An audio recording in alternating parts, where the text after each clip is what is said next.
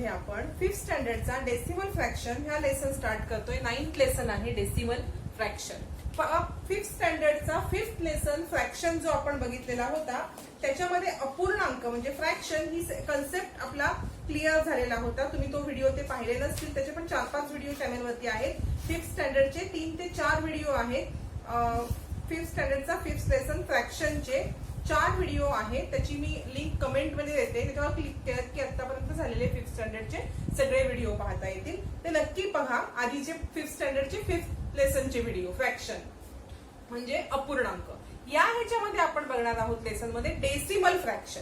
पण decimal fraction म्हणजे काय आणि त्यात आपण हे 2 पॉइंट क्लिअर करणार आहोत, डेसिमल फ्रॅक्शन आणि डेसिमल पॉइंट. पहा, डेसिमल फ्रॅक्शन तुम्हाला लिहिण्यासाठी तुमच्या बुक मध्ये एक हे दिलेलं आहे बघा. एक आय ड्रॉपची बॉटल आहे, त्याची किंमत आहे 24.50.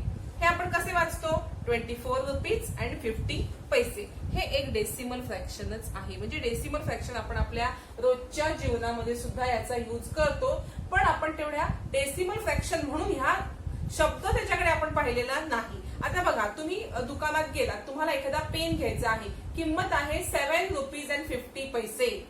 किती? 7 रुपीज अँड 50 पैसे. हा सुद्धा डेसिमलच आहे, हा डेसिमल फॉर्मच आहे.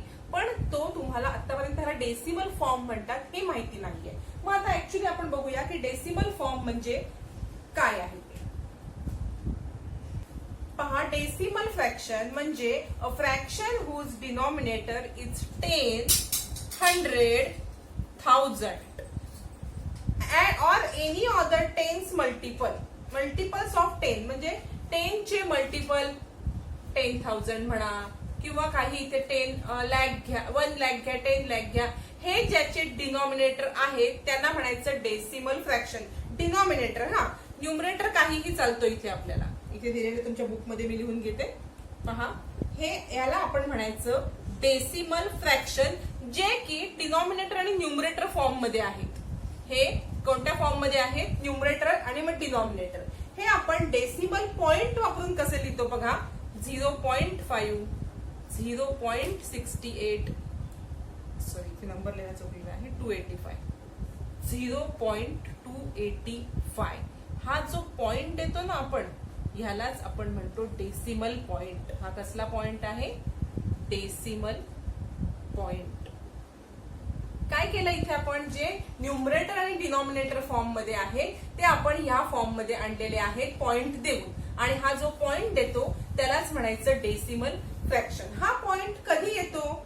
जेव्हा एखादा नंबर हा पूर्ण संख्या नाही आहे किंवा काही पूर्ण आणि काही अपूर्णांक आहे, तेव्हा पूर्ण नंबर संपल्यावरती हा डेसिमल पॉइंट येतो. मी तुम्हाला एक्झाम्पल दाखवणार आहे, कन्फ्युज होऊ नका याच्यामध्ये अजिबात. डेसिमल पॉइंट तुम्हाला समजला, तो कुठे द्यायचा डेसिमल पॉइंट हे आपण पाहणार आहोत. पहा, काय करायचं आहे आपल्याला. पहा, इथे मी काही हे लिहून घेतलेले आहे. याचे डिनॉमिनेटर काय आहे? 10च आहे, बरोबर. डेसिमल फ्रॅक्शन आहेत, पण हे मिक्स नंबर आहेत, इथे काही पूर्ण नंबर सुद्धा आहेत. मग हे मी कसं डेसिमल पॉइंट देऊन लिहिणार? तर 2 कम्प्लीट, आणि जिथे कम्प्लीट नंबर संपतो, पूर्ण नंबर संपतो, तिथे पॉइंट येतो. आणि मग हे कसे आपण लिहिणार? 2.8, कारण डिनॉमिनेटर किती आहे? 10. हे कसं लिहिणार? 3.7, 3 कम्प्लीट, आणि हे जे फ्रॅक्शन आहे हा कम्प्लीट आणि ह्याच्यामध्ये फ्रॅक्शन येतो 3. आता हा 3.8. जर इथे हे कम्प्लीट नंबर नसते तर तुमचा कम्प्लीट नंबर काय येतो? 0. हा आला असता 0.8, पण इथे 3 आहे कम्प्लीट नंबर, म्हणून 3.8. लक्षात येते का तुम्हाला? डेसिमल फ्रॅक्शन कशाला म्हणायचं? ज्याचे डिनॉमिनेटर 10, 100, 1000 म्हणजे 10च्या मल्टिपल्स नंबर्स असतात त्यालाच म्हणायचं. म्हणजे 10च्या टेबलमध्ये किंवा 10नी त्याला कम्प्लीट त्याला भाग जातो, आपण म्हणतो. मल्टिपल्स आपण बघितलेले आहेत लास्ट ह्याच्यामध्ये, बरोबर. 10चे मल्टिपल्स पाहिजेत. A fraction whose denominator is 10, 100 or 1000 or any other 10 time multiples of 10. 10 time multiples of 10 म्हणजे 10 मल्टिप्लाय बाय 10, 100. परत 10 मल्टिप्लाय बाय 10 मल्टिप्लाय बाय 10, 1000.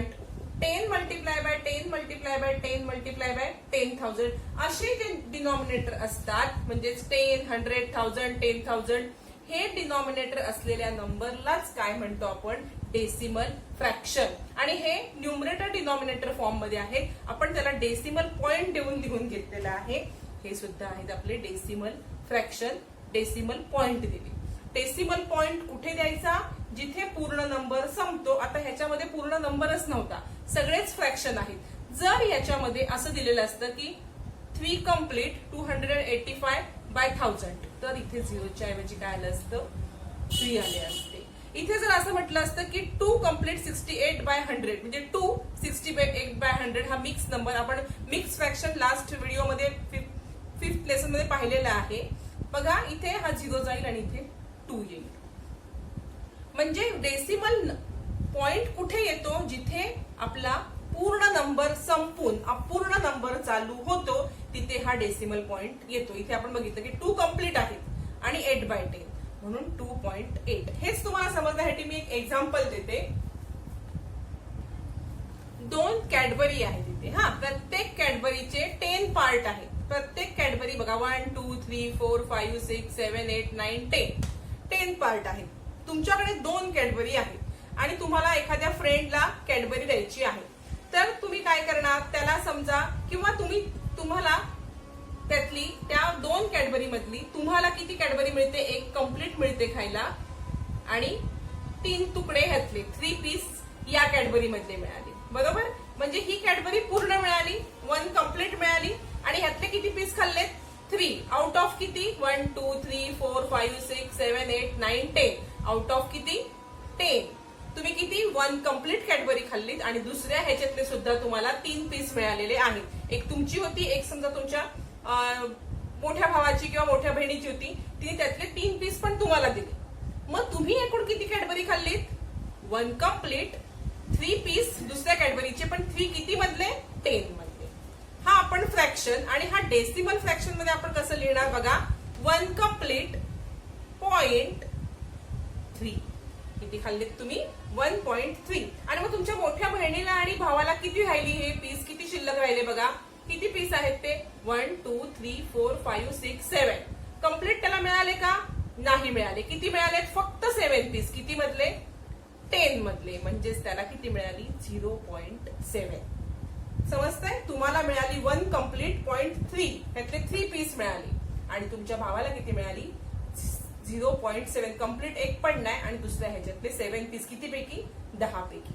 आणि हा आपण डेसिमल पॉइंट कुठे दिला, जिथे कम्प्लीट नंबर संपला. 1 कॅडबरी तुम्ही कम्प्लीट खाल्लीत, तिथे डेसिमल पॉइंट आला. आणि तुम्ही जे इनकम्प्लीट किंवा पूर्ण न खाल्लेले किती पीस होती कॅडबरीतले, 3, ते तुम्ही डेसिमल पॉइंटच्या उजव्या साईडला, राईट साईडला लिहिलेले आहे. इथे पण बघा, बहीण किंवा भावाला तुमच्या 0.7 कम्प्लीट एकही मिळालेले, तुम्ही लाडकी आहात, तुम्हाला एक अख्खी मिळाली खायला, पण त्यांना त्यांनी लहान भाऊ किंवा लहान बहीण म्हणून तुम्हाला त्यांच्यातले पण 3 पीस दिले, त्यामुळे त्याला पूर्ण मिळालीच नाही, त्याला फक्त 0.7 मिळाली. समजते, डेसिमल पॉइंट जिथे पूर्ण नंबर संपतो तिथे आपण डेसिमल पॉइंट दिलेला आहे. चला तर मग आता आपण 36 एक्सरसाइज सॉल्व्ह करायला घेणार आहोत.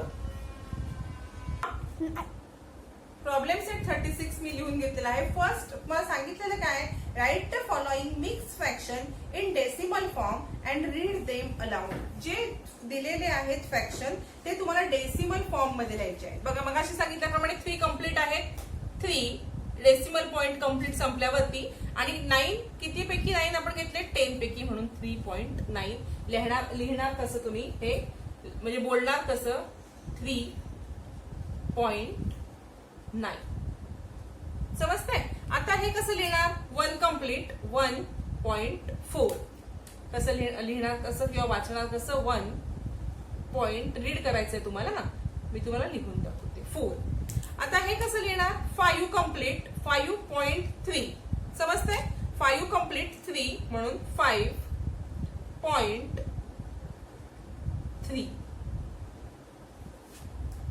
पुढे बघा 8. आता इथे कम्प्लीट आहे का, नाही, मग कम्प्लीट नंबरला 0.8 आपण इथे लिहिणार, 0.8. नेक्स्ट आहे 5/10. इथे पण 0 कम्प्लीट आहेत म्हणून 0.5 आणि इथे लिहिताना सुद्धा आपण कसं लिहिणार 0.5. आता बघा आपण आतापर्यंत काय बघितलं, जेव्हा डिनॉमिनेटरला 10 असेल तेव्हा लिहिण्याचं. प्रॅक्टिस सेट प्रॉब्लेम सेट 37 मध्ये तुम्हाला डिनॉमिनेटरला 100 नंबर दिलेला आहे, म्हणजे आपल्याला 100th प्लेस हे दिलेली आहे एक, त्याची सुद्धा आपण आता 37 सोडवणार आहोत. प्रॉब्लेम सेट 37 सुद्धा आपण याच व्हिडिओमध्ये सोडवणार आहोत. पहा आता ह्याच्यामध्ये 37 प्रॉब्लेम सेटच्या आधी थोडासा एक कन्सेप्ट मी तुमचा क्लिअर करणार आहे. 100 म्हणजे दशांश शतांश स्थान. आपण डेसिमल पॉइंट बघितला, डेसिमल फ्रॅक्शन हे कन्सेप्ट क्लिअर झाला. आता 100 म्हणजे शतांश स्थान हे काय आहे हा कन्सेप्ट तुमचा क्लिअर व्हायला पाहिजे, त्याच्याशिवाय 37 तुम्हाला सॉल्व्ह करता येणार नाही, किंवा सॉल्व्ह केला तरी जर कन्सेप्ट क्लिअर नसेल तर समजणार नाही. आता बघा इथे माझ्याकडे एक समजा काहीतरी ही आपण एक कॅडबरी म्हणूया, सगळे जम्बो कॅडबरी आहे आणि त्याचे किती भाग केलेत मी बघा तुम्ही मोजू शकलात तर 10 असे आडवे आणि 10 म्हणजे हे 100 पीस आहेत. किती पीस आहेत? 100 पीस आहेत. आता बघा हे 100 पीस आहेत, त्याच्यापैकी तुम्हाला एक पीस दिला. पहा एका कॅडबरीचे 100 पार्ट केलेले आहेत, मोठी जम्बो कॅडबरी आहे हा, आणि तेवढीच मोठी जम्बो कॅडबरीचे याचे 10 पार्ट केले. पहा काय केलंय, कॅडबरी तेवढ्याच साईजची आहे, जरी तुम्हाला इथे थोडंसं डिफरंट दिसत असलं, हे साईज सेम समजा तुम्ही. एकाचे 100 भाग केले, एकाचे 10 भाग केले, यातला 1 पार्ट दिला. किती मधला 1 पार्ट दिला? 100 मधला. आणि 10 मधला पण 1 पार्ट दिला. तर 100 मधल्या 1 पार्टची किंमत 10 मधल्या 1 पार्ट इतकीच असणार आहे का? अजिबात नाही, कारण 100 मधला 1 पार्ट जेव्हा तुम्हाला मिळेल ना तेव्हा हा एवढूसा येणार आहे. पहा आणि 10 मधला 1 पार्ट मिळेल तेवढा केवढा मोठा मिळणार आहे तुम्हाला? हा पूर्ण पार्ट मी आता कलर नाही करत, पण हा बघा हा एवढा पार्ट. मग दोघांची व्हॅल्यू सेम असेल का? 1 पार्ट जेव्हा 10 मधला आपण घेतो तेव्हा आपण कसं लिहितो? 0.1. बरोबर, मग अशी आपण बघितलं 0.1. मग 100 मधला 1 पार्ट घेतला तरी पण असंच लिहून चालेल का? दोघी सेम व्हॅल्यू आहे का? दिसतंय का? नाही. मग जेव्हा 100 मधला 1 पार्ट घेतो तेव्हा आपण असं लिहितो 0.01. समजते तुम्हाला फरक काय आहे तो? 100 प्लेस आहे. हे कोणतं प्लेस आहे? 100 प्लेस आहे. समजते? हे 10th प्लेस तुम्हाला पुढच्या व्हिडिओमध्ये मी पूर्ण एक्सप्लेन करणार आहे. नेक्स्ट जो आपण 38 चा व्हिडिओ करणार आहोत ना त्याच्यामध्ये पूर्ण 100 आणि सगळे प्लेस व्हॅल्यू एक्सप्लेन करणार आहे. पण इथे थोडक्यात सांगते मी तुम्हाला की 100 पैकी 1 पार्ट आणि 10 पैकी 1 पार्ट फरक आहे की नाही. मग जेव्हा 1/100 असतं तेव्हा आपण असं लिहितो. का असं लिहितो? कारण इथे 2 झिरो आहेत. हे लक्षात, सोपी पद्धत सांगते मी तुम्हाला.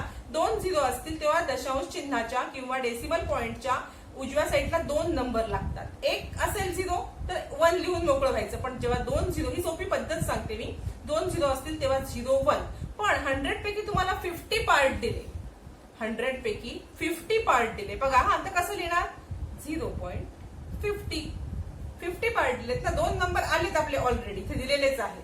बरोबर, त्यामुळे 0.50. 100 पैकी तुम्हाला 5 पार्ट दिले तर कसं लिहिणार? ते पण असं लिहिणार का 0.5? नाही, ते कसं लिहिणार? 0.05. समजते फरक तुम्हाला? 10 पैकी 1 दिले तर असंच लिहायचं, पण 100 पैकी 1 असेल तर असं कारण आपण डिफरन्स बघितलेला आहे. याच्यावरतीच आपण प्रॅक्टिस सेट 37 सॉल्व्ह करणार आहोत. चला तर मग सॉल्व्ह करूया.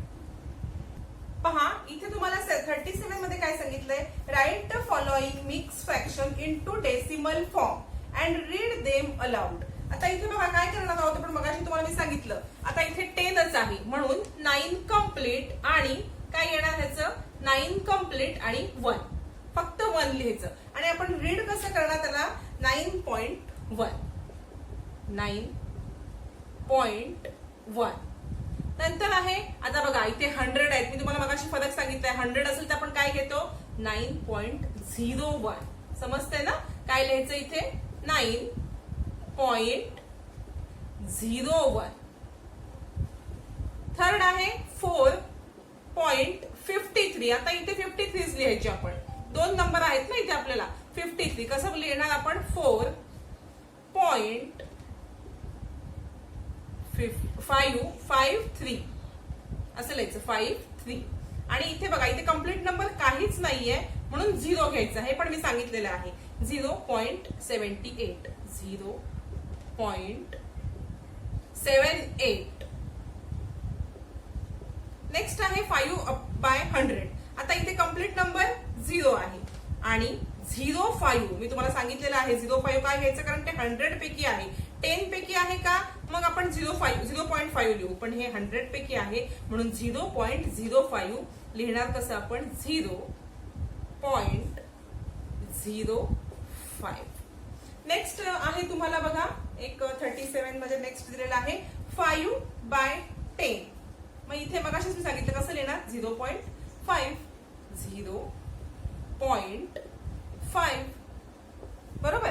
आता अजून 2 एक्झाम्पल आहेत ते पण आपण बघूया. इथे 2/10 बरोबर कसं लिहिणार 0.2 0.2. तसंच लास्ट एक आहे बघा 20.100. आता ऑलरेडी 2 नंबर दिलेलेच आहेत म्हणून 0.20 किंवा 0.20 2 आणि 0 असं लिहिलेलं आहे. आपण पहा इथे आपला प्रॅक्टिस सेट 37 झालेला आहे. मी आधीच सांगितलं की ह्या व्हिडिओचे 4 पार्ट होतील, 4-5 सुद्धा होऊ शकतात कारण डेसिमल फ्रॅक्शन हा इम्पॉर्टंट लेसन आहे. याच्यावर आधारित तुम्हाला 6 स्टँडर्ड 7 स्टँडर्ड 8 स्टँडर्ड 9 10 वरती महत्वाचे हा लेसन आहे. याच्यावरती पुढचे आधारित लेसन आहेत. त्याच्यामुळे डेसिमल फ्रॅक्शन हा मी डीपली एक्सप्लेन करणार आहे, तुम्हाला समजेल अशा भाषेमध्ये. त्यामुळे सगळे पार्ट बघा. त्याच्याशिवाय फ्रॅक्शन हा लेसन तुमचा कन्सेप्ट क्लिअर होणार नाही. तसंच 5th स्टँडर्डचा 5th लेसन सुद्धा पहा. फ्रॅक्शनचे व्हिडिओ चॅनलवरती अपलोड केलेले आहेत ते सुद्धा पहा म्हणजे फ्रॅक्शन हा कन्सेप्ट क्लिअर व्हायला मदत होईल.